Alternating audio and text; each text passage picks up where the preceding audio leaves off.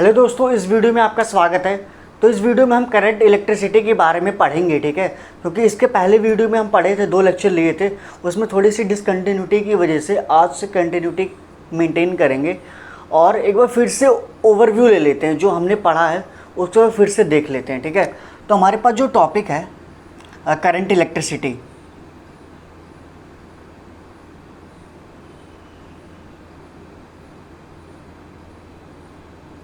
अभी जो रखेंगे, जो हम चार्ज जो होता है अगर वो रेस्ट कंडीशन में होता है तो वो किसके का हम पढ़े थे, इलेक्ट्रोस्टैटिक्स में पढ़े थे। अगर हमारा कोई चार्ज मूव कर रहा है तो वो हम इलेक्ट्रिक करंट में पढ़ेंगे। करंट होता क्या है, चार्ज का मूवमेंट ही करंट ही बोलते हैं, ठीक है। तो करंट देख लेते हैं एक बार, करंट क्या होता है। करंट क्या होता था, the rate of flow of charge, ठीक है। The rate of flow of charge, या ऐसे भी पूछ सकते हैं the flow of charge per unit time. अगर कहीं पर यूनिट टाइम है तो क्या होता है, समथिंग डिवाइडेड बाय टाइम, ठीक है। चार्ज पर यूनिट टाइम यानी चार्ज डिवाइडेड बाय टाइम, ठीक है। द रेट ऑफ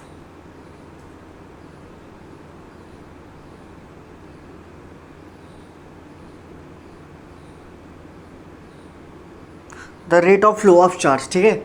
अब इसको आई से रिप्रेजेंट करते हैं। आई इक्वल्स टू क्या हो जाएगा, rate of flow of charge means Q by T, ठीक है। I equals to Q by T. Q equals to क्या होता है, एन ई, ठीक है।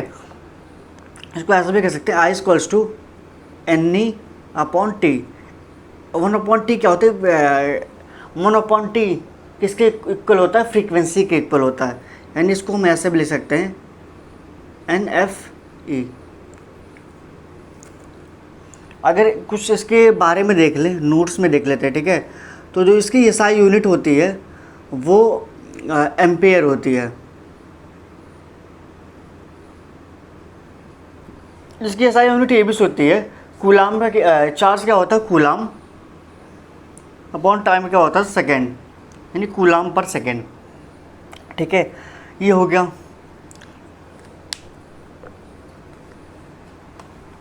अब देते हैं बेसिकली डायरेक्शन के बारे में, ठीक है।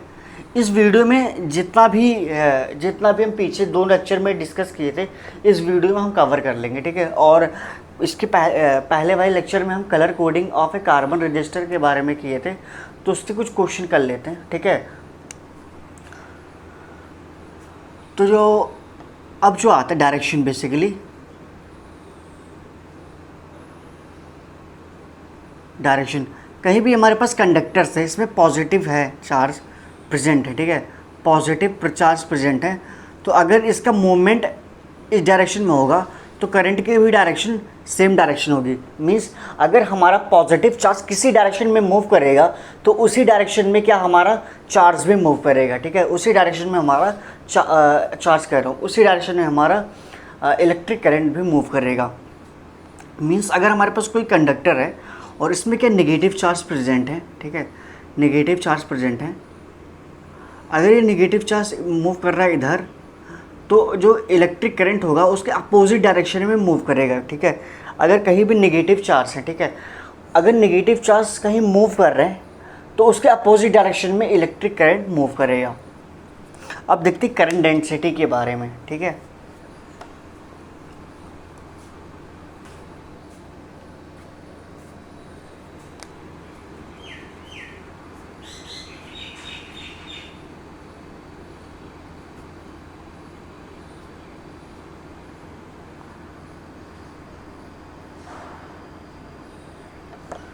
करंट डेंसिटी, ठीक है। करंट डेंसिटी के लिए एक थोड़ा सा देख लेते हैं। एक हमने कंडक्टर ले लिया, उसमें क्या इलेक्ट्रिक करंट पास हो रहा है। तो अगर हमें इस पॉइंट पर अगर करंट डेंसिटी निकालना है तो एक छोटा सा मतलब एरिया ले लेंगे, डी ए का छोटा सा एरिया ले लिए, ठीक है। तो जो करंट डेंसिटी होता है वो होता है, उसको जे से रिप्रेजेंट करते हैं, जे से रिप्रेजेंट करते हैं। करंट डेंसिटी जो होता है वो electric current per unit area, जो करंट डेंसिटी होता है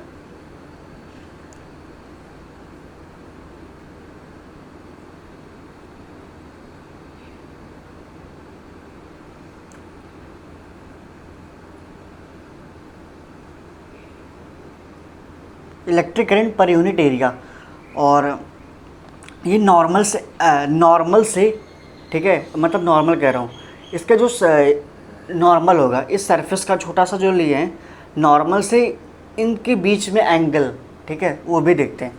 तो इसको जे से रिप्रेजेंट करते हैं, J equals to I A cos theta.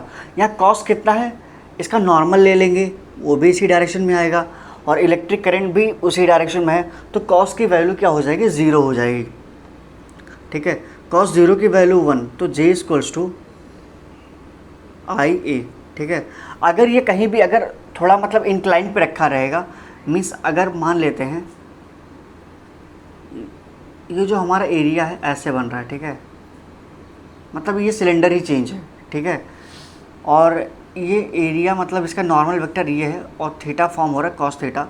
तो बेसिकली यहाँ क्या होगा, J equals to I D A cos theta. तो I equals to J dot D A cos theta.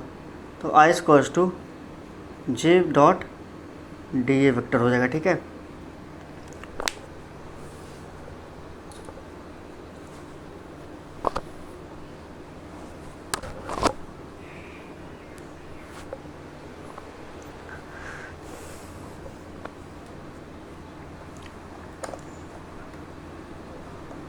अब इसके बाद हमारा क्या टॉपिक आता है, Ohm's law.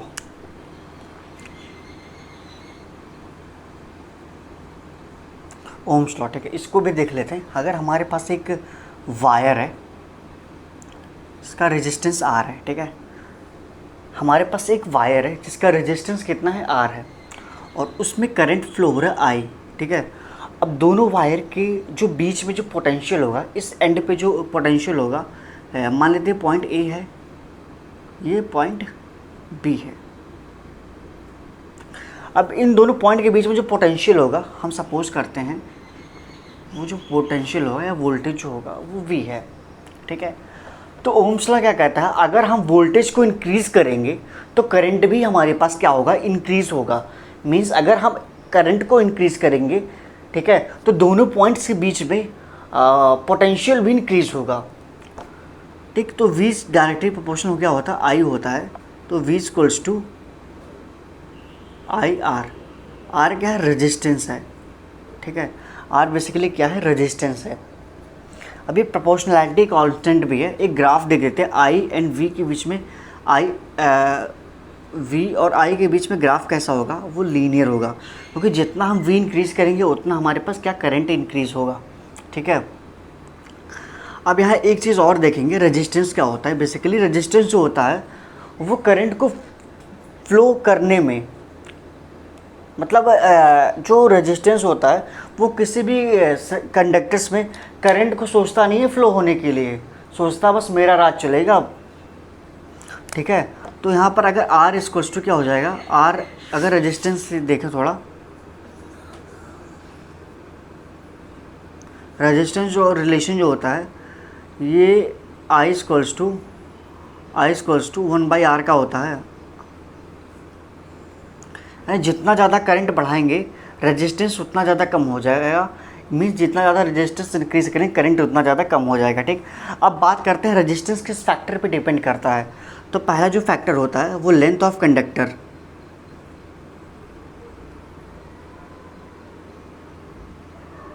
Length of conductor, resistance R directly proportional होता है लेंथ, यानी जितना अगर कंडक्टर की लेंथ इंक्रीज़ करेंगे रेजिस्टेंस उतना ज़्यादा इंक्रीज़ होगा, ठीक है।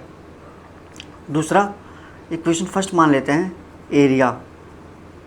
एरिया क्या होता है, ठीक है, अगर रेजिस्टेंस जितना ज़्यादा इंक्रीज़ करेंगे, ठीक, रेजिस्टेंस जितना ज़्यादा इंक्रीज़ करेंगे, यानी इसका जो रिलेशन होता है एरिया का इन्वर्सली रिलेशन होता है, मीन्स अगर रेजिस्टेंस बहुत ज़्यादा इंक्रीज़ करेंगे तो एरिया क्या हो जाएगा, डिक्रीज़ हो जाएगा। और एरिया बहुत ज़्यादा कर देंगे, ठीक है, एरिया अगर इंक्रीज़ कर देंगे, अगर एरिया हम इंक्रीज़ करेंगे तो रेजिस्टेंस डिक्रीज़ हो जाएगा, ठीक। मीन्स ऐसा समझ सकते हैं, अगर हमारे पास कोई वायर है, मान लेते हैं एक छोटी सी हमारे इतनी इतनी मोटी एक वायर है और एक इतनी मोटी वायर है, तो किस वायर में रेजिस्टेंस ज़्यादा होगा, इसके मेथड से हम देख लेते हैं। ठीक, अब इसका सरफेस एरिया क्या हम कर दे रहे हैं, इंक्रीज़ कर दे रहे हैं, तो रेजिस्टेंस क्या हो जाएगा, इसमें रेजिस्टेंस डिक्रीज़ हो जाएगा। मिस सरफेस एरिया, हम अगर इसका जो सरफेस एरिया है, इसका जो एरिया है वो इंक्रीज़ करेंगे तो क्या रेजिस्टेंस डिक्रीज़ होगा, और लेंथ पे तो प्रोपोर्शनल होता है, जितना ज़्यादा लेंथ करेंगे उतना ज़्यादा हमारे पास रेजिस्टेंस होगा।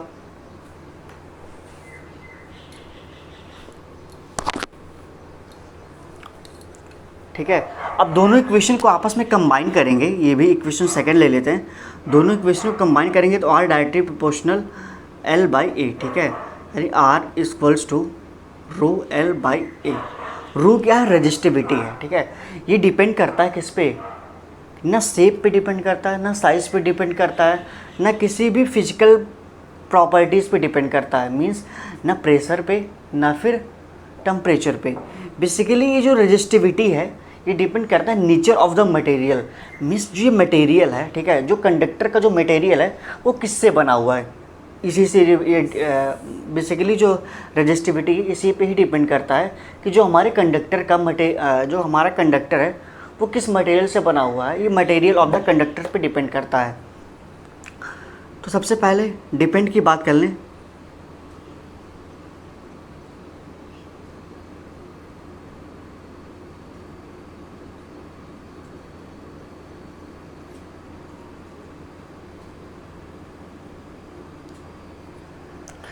आगे की ऐसे आपको माइंड में एक डाउट आ रहा होगा कि हम वोल्टेज को इंक्रीज़ करते हैं तो करंट इंक्रीज़ होता है।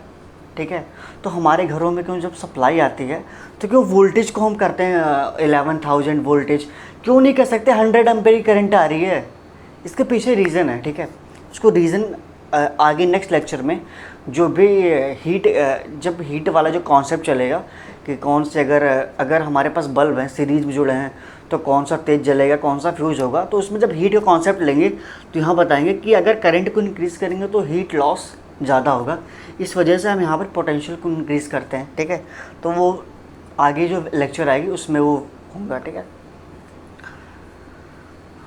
तो यह है। अब रेजिस्टिविटी का जो फार्मूला होता है उसको देख लेते हैं एक बार। रेजिस्टेंस का जो फार्मूला होता है R equals to rho L by A, R equals to rho L by A. अब इसका जो यूनिट्स की बात कर लें, रेजिस्टिविटी कितना होता है, इसका कितना ओम, रेजिस्टेंस का जो यूनिट होता है वो ओम होता है, ओम मीटर स्क्वायर, लेंथ का मीटर होता है। ठीक है, तो मीटर ये कैंसिल तो ओम मीटर हो जाएगा। ठीक है, अब बात करते हैं कंडक्टिविटी की।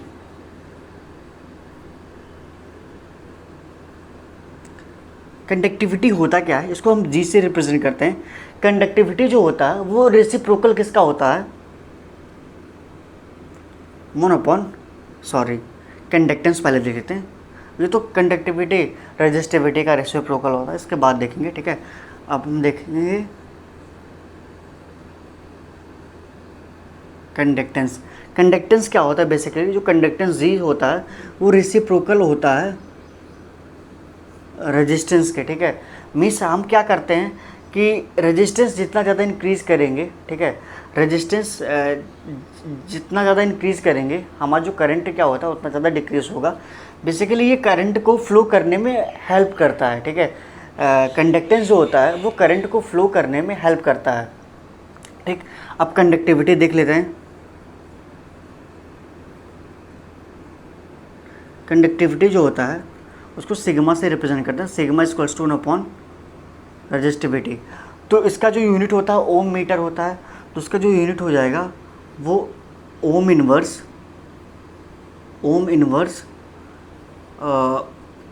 हो जाएगा, यही होता है ना, मीटर इनवर्स। ठीक है, मीटर इनवर्स, इसको ऐसे भी कह सकते हैं, ओम का इनवर्स क्या हो जाएगा MHO, महो OHM MHO हो जाएगा। ठीक है, उसके बाद मीटर इनवर्स। ठीक, अब इसके बाद देखते हैं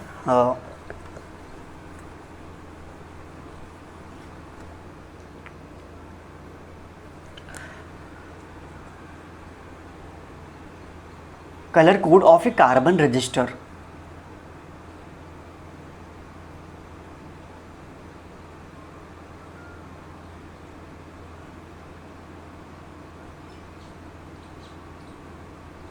इसका यूज़ हम क्यों करते हैं, ठीक है, तो एक बार पहले देख लेते हैं। जो कार्बन मतलब colour code of A carbon register, इसका हम यूज़ करते हैं किसी भी छोटे, मतलब अगर छोटे साइज़ का रेजिस्टेंस है तो उसको सिंपली तो हम कैलकुलेट नहीं कर सकते हैं, तो नॉर्मली उसको कैलकुलेट नहीं कर सकते हैं। उसको कैलकुलेट करने के लिए हम colour code of A carbon register का यूज़ करते हैं, इस वाले मेथड का यूज़ करते हैं, ठीक।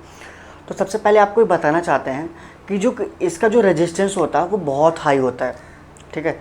इसका जो कार्बन रजिस्टर का जो रेजिस्टेंस होता है वो बहुत हाई होता है, और इसे हम सिंपली कैलकुलेट नहीं कर सकते हैं, ठीक है। इसे हम सिंपली कैलकुलेट नहीं कर सकते हैं, और इसे कैलकुलेट करने के लिए हम मतलब एक हमारे पास मेथड है उसका यूज़ करते हैं, ठीक है। तो देख लेते हैं कैसे होता है। जैसे हमारे पास कोई कार्बन रजिस्टर है, ठीक है। इसमें क्या होता है, 4 बैंड होते हैं। पिछली वाली वीडियो में हम डिस्कशन किए थे इसके बारे में भी, ठीक है। ये 1 हो जाएगा, ये 2 हो जाएगा, ये 3 हो जाएगा, ये 4 हो जाएगा। बस ओवरव्यू देंगे, ठीक है, बहुत ज़्यादा लिखेंगे नहीं इसके बारे में। अगर आपको देखना ही है तो इससे पहले वाली जो वीडियो है उसमें थोड़ा मतलब डिटेल में है कि कैसे चार्ट नहीं बनाएंगे, बस आपको बताएंगे, ठीक है। इसे क्या बोलते हैं, ये 4 बैंड होते हैं इसमें, 1 2 3 4, ठीक है। तो ये जो होता है 1 और 2, ये बेसिकली डिफाइन क्या करता है, नंबर को, या सिग्निफिकेंट फिगर।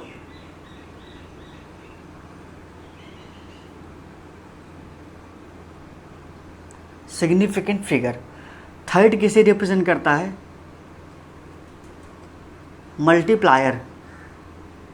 और फोर्थ कैसे रिप्रेजेंट करता है, टॉलरेंस, ठीक है।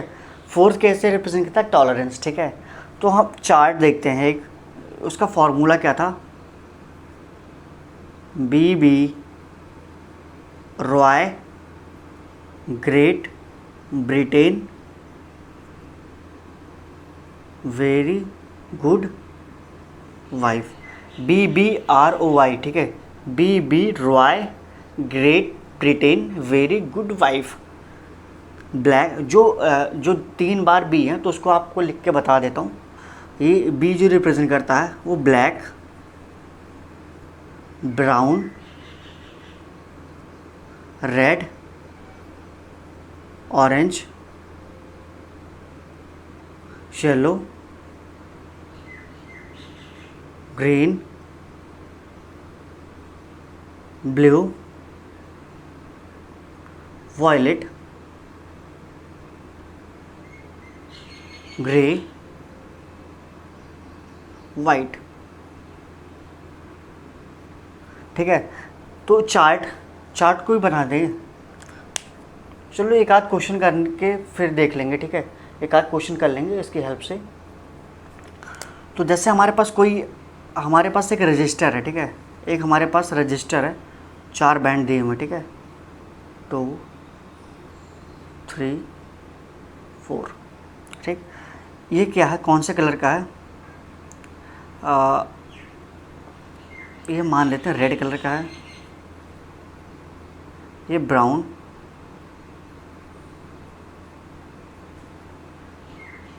ये क्या है, कौन से कलर का है, ये है ग्रीन, ये कोई कलर ही है, नो कलर। तो उसमें कहते हैं दोनों सिग्निफिकेंट डिजिट को लेते हैं, ठीक है। तो फर्स्ट रेड, ठीक है, 1 2 3, ठीक है, 1 2 3 रेड यहाँ पर है। तो रेड के लिए क्या करते हैं, पहले 0 से स्टार्ट करते हैं, तो 0 1 2, ठीक है, तो 2, और फिर ब्राउन 1 2 यहाँ पर 0 1 2। तो ब्राउन के लिए क्या ले लिए हम, सॉरी फर्स्ट रेड है ना, हाँ ठीक है, 1 2 3 रेड है, तो फर्स्ट 0 1 2, ठीक, 2 हो गया।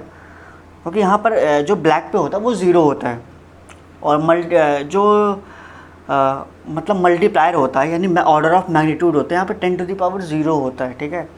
तो यहाँ पर सेकंड सिग्निफिकेंट डिजिट देखेंगे तो रेड के लिए 2, अब ब्राउन के लिए 0 1 इनटू, अब हमारे पास क्या ग्रीन, तो 0 1 2 3 4 0 1 2 3 4 5 10⁻5 0 1 2 3 4 5, ठीक है, प्लस माइनस। अब कोई कलर नहीं होता तो हमारे पास क्या होता है 20% का, चाहे वो ज़्यादा हो सकता है वो या फिर वो कम हो सकता है, यानी 21 इंटू 10⁵ ओम प्लस माइनस 20%, ठीक है। अब एक क्वेश्चन लिख लेते हैं इसके बारे में। इसके पहले वीडियो में हम यहाँ तक डिस्कस किए थे, ठीक है। अब उसके बारे में थोड़ा सा डिस्कस करेंगे, इसके कुछ क्वेश्चन के बारे में।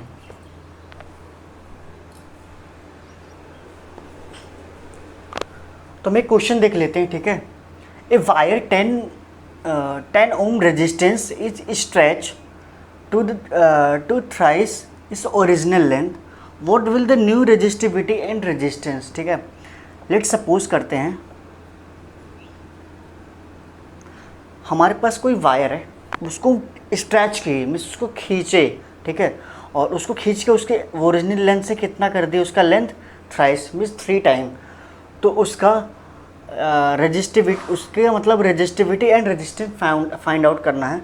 तो पहली चीज़ आपको बता देता हूँ कि जो रेजिस्टिविटी होगी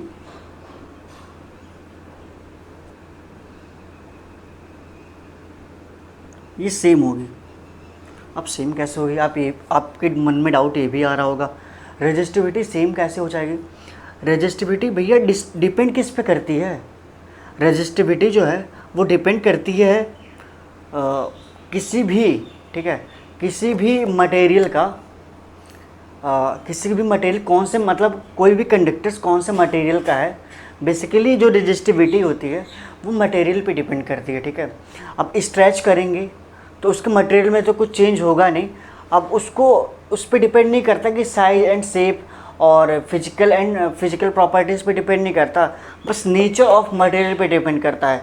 तो नेचर ऑफ मटेरियल जो पहले जिस कंडक्टर का रहेगा, जो मतलब कोई भी अगर कंडक्टर मान लो कॉपर का है तो कॉपर ही का ही रहेगा, ठीक है, तो उसका जो रेजिस्टिविटी होता है वो सेम होता है, ठीक।